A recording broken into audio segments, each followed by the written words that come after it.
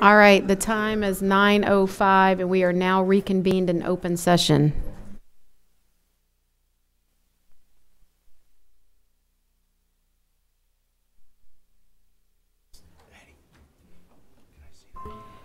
We will now consider action on closed session items. Mrs. James. Thank you, Mrs. Tossan. I move that the Board of Trustees propose to terminate Dr. Tatanisha Parker's term employment contract for good cause and to delegate to the superintendent authority to provide notice to Dr. Parker of the board's action. Second. We have a motion by Mrs. James and a second by Mr. Burdine. Do we have discussion? Hearing none, please vote.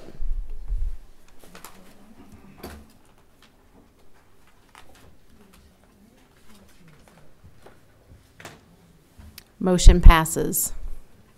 How long is it going to take for Oscar to do this? That's always a 2 minute. Okay. I'm going to do the board members' reports first. All right, we're going to go next into the board members' reports, and then we will come back to the emergency declaration purchase update. First up, activity report, Ms. Helliger. Thank you. We have for the month of March, the Winter Governance, TASB board meeting, Washington, D.C. leadership trip, Willow Ridge back to school celebration, varsity softball games, Pastures of Texas Children's meeting and award presentation to Kristen Tossan.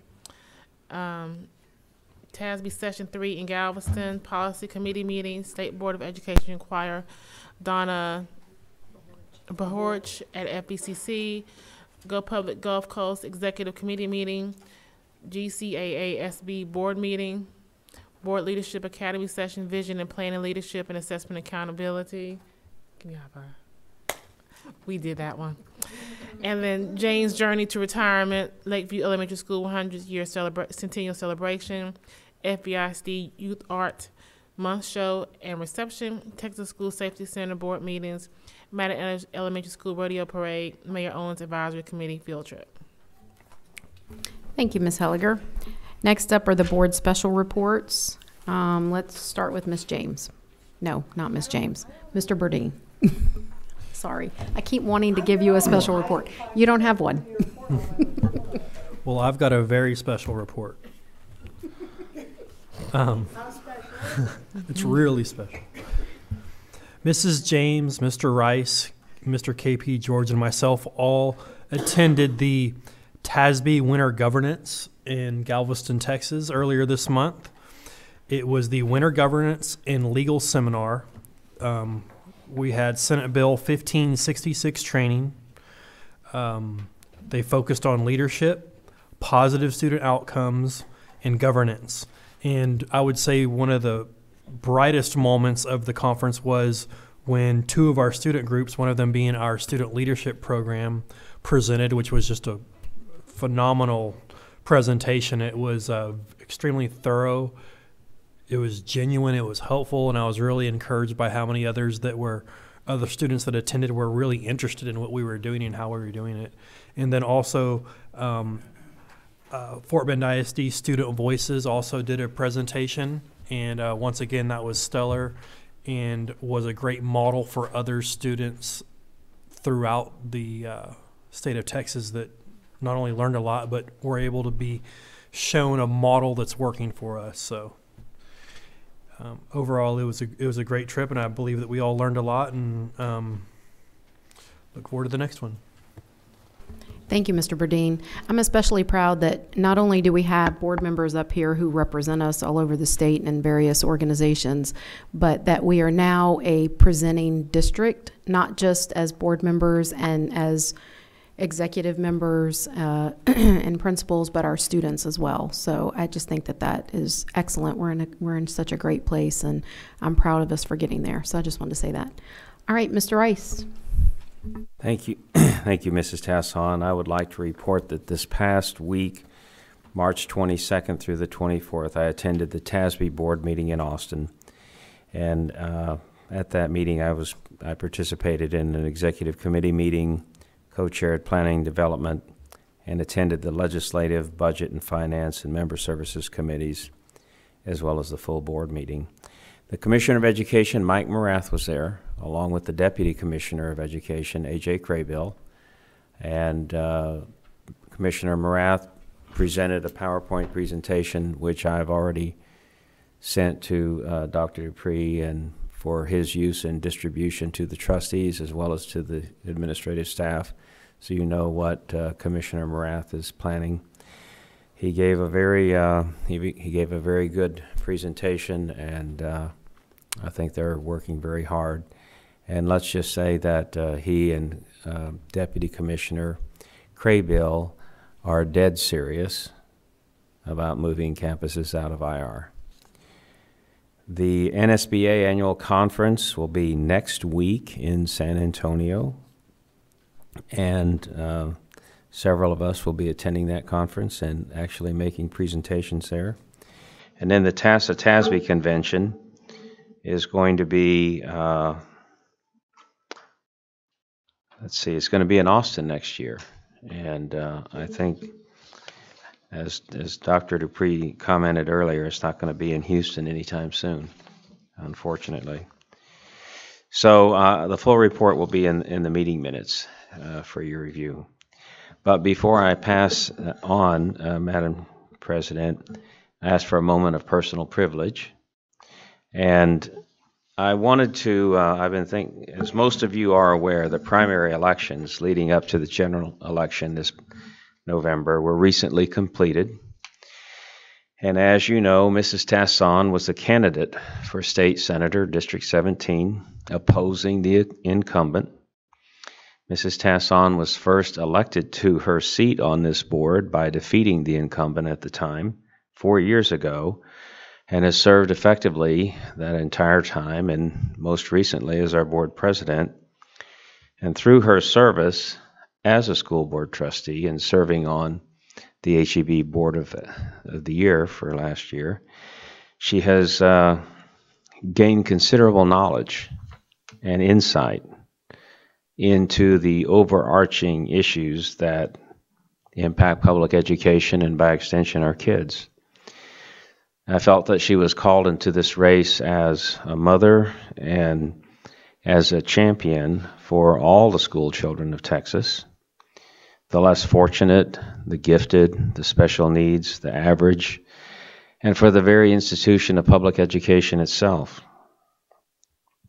To mount an effective campaign against an entrenched incumbent requires hard work, courage, organizational skill, volunteers, and about $1 million that in turn rely upon people to vote. And Mrs. Tasson had everything except $1 million and voters. I would have you know that she is a person of integrity who put it all on the line for all of us. She waged a competitive race.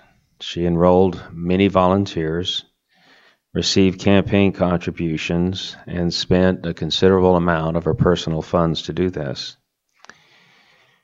She has spent herself in a worthy effort to help improve the lives of all of us. And though she came up short this time,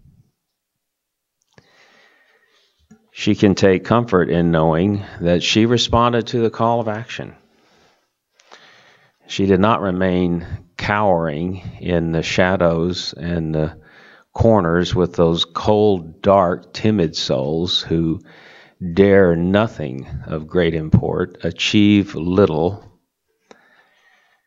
and who have known neither the exultation of victory or the agony of defeat. She has shown us the courage of her convictions and lived up to her principles. She is that kind of person of whom Andrew Marvell wrote, oft quoted by Winston Churchill, "She nothing common did or mean upon that memorable scene." So I admire and respect Kristen Tasson, and in closing say thank you, Kristen, for your courage, your service as a leader to the school district and our community. and I rise to salute you.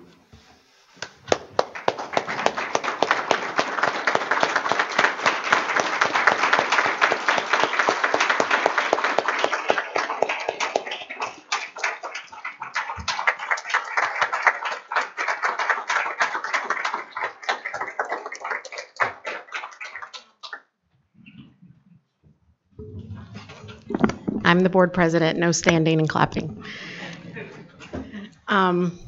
Thank you, Mr. Rice. That was unexpected, and I'm not usually emotional in public, but you drove me to that just now, and I thank you for those words and for the support of not only you, but this board and Dr. Dupree and the entire team who allowed me to take the time to run, because it did take a lot of my time and I had to have a lot of support to do it. And as I told my girls, we learn more through our failures than we do through our successes. I think it was an important thing for my girls to see Mom not come out on top of this, because then it's a teaching moment for them. And the night of the election, we had a victory party because it didn't matter where the votes came out. All that mattered was that we had endured, that we had run the race, and that we had fought on the right side during that entire time. So I want to thank my fellow board members and Dr. Dupree, because it was certainly a burden when your board president is off campaigning and having to take the time to do those kinds of things. And every one of you guys stepped up in various ways and supported and filled the gap. And I appreciate you for that. So thank you, Mr. Rice. Okay, we're going to move on to our next information item, which is the emergency declaration purchase update. Dr. Dupree. Yes, Oscar, if you just provide that update on the Hurricane Harvey emergency purchases. Yes, sir. Since our last meeting, we've facilities has gone ahead and executed 17 contracts, so that's all of the facility contracts are now executed. We did add 4 contractors: Advanced Vacuum Trap Services, H&H Fabricators, Texas Specialty Products, and Winfield Solutions, who performed some grounds and ant treatment at all the schools except the new schools, because those were still under the contractor. So the contractor went ahead and provided those services. Now, since this report was put together in March 9th, there's a possibility that that will not be FEMA reimbursed, but it's something that we had to do because even the ants wanted, dry land, and so they, found our buildings. But it is an expense that was related. FEMA may not pay for it, but we'll just go on. The other thing is that we have a total reduction since our first report to date of $136,971 at this point. Thank you, Mr. Perez. Do we have any questions from the trustees on that? Okay. We will move on now to our consent agenda, excluding item 12A4C. That item will be removed, and we will place it on next month's agenda. May I have a motion? Madam President, I move to approve the consent agenda in its entirety as presented, with the exception of item 12A4B. C. We have a motion from Mr. Rice and a second by Mr. George. Do we have discussion from any of the trustees? Mrs. James. Yes, I have 2 things. One is on 12A1, which is the board self-evaluation instrument. I just want to point out that I think the wrong words are bolded in that in the printed version that we have. The word that should be bolded in number 3 of all the evaluation metrics is the word accountable, because that is what aligns with the sections of the framework for school board development. Thank you, Mrs. James. Any other discussion, Mr. Dr.? When publishing that, we will make that a revision. Okay. Mrs. James, go ahead. I'm just being teased slightly, but that's okay. I can take it. My second question has to do, Mr. Bassett, with the teacher step proposal chart, and I don't have it in front of me at the moment, but there was a heading, I think, on it, and I just wanted to clarify that that is the scale that a teacher that's coming new to the district goes on to at some point, and then they proceed through it from year to year based on their years of service. Yes, that's correct. That's applicable to current teachers in place and teachers that would be new to the district. Okay, so even though it says new teachers on the top of it, it just means, Well, so that's the hiring schedule that we publish, but that's also the schedule that we use for our employees. The only difference is that we don't publish a scale above 25 years. So we have teachers that are above 25 years with more experience in that. They're also going to get a a $500 step. And so that's all teachers would get 500. But we don't publish a scale above the 25 years, which is common with a lot of school districts. okay, so the chart that we saw, and I'm sorry that I don't have it, but the chart that we saw is not the complete chart, is what you're telling me. It's not the complete scale for all employees. It's our hiring scale, which is what we do publish. We don't publish the scale for all of our teachers. Okay, Does that make sense? I think it might. Okay. Okay, and then it's this is the same scale, the hiring scale is the same this year as it was Yes, last year. that's correct. But because we're increasing, I know a lot of folks assume that, hey, I'm always going to get the step, but definitely in the past, whenever there was state cuts and such, there were salary freezes in the past for this district and other districts. And so we always have we always have a footnote on the scales that we publish that this is not a guarantee of future salary and that kind of thing, but we do want to make sure that if we are given a salary increase, that's something that the board approves, and a movement up the step is a pay increase. Okay, thank you for that clarification. Okay. Thank you, Mrs. James. Do we have any other questions or comments? Hearing none, please vote.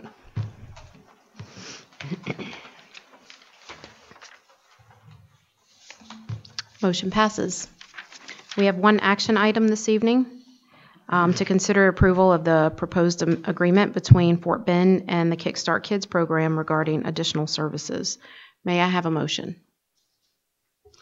Madam President, I move to approve the item as presented. Second.